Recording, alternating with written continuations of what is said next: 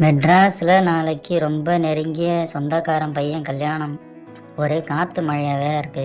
கல்யாணத்துக்கு போகலாமா வேணாமா ஒரே குழப்பமா இருக்கு. இப்ப போக வேணாம், விட்டுடுங்க. அப்புறம் என்னைக்காவது போய் நேர்ல பார்த்து பேசிட்டு வரலாம். பரவாயில்ல, நான் பார்த்து போயிட்டு வரேன்.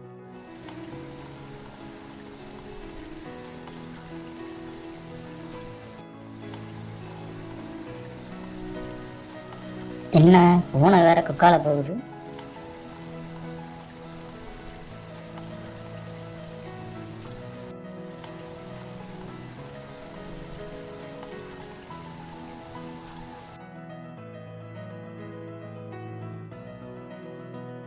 சார், சென்னைக்கு போகணும். டிக்கெட் எவ்வளோ?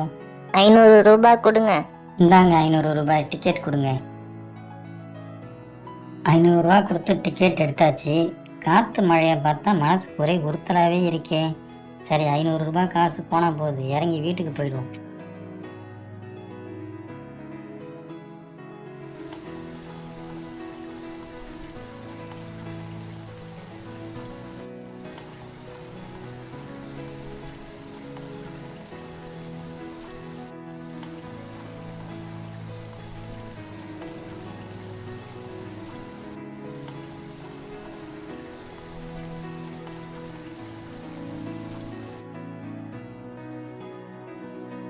ஒரே மனசு உறுத்தலாகவே இருந்துச்சு.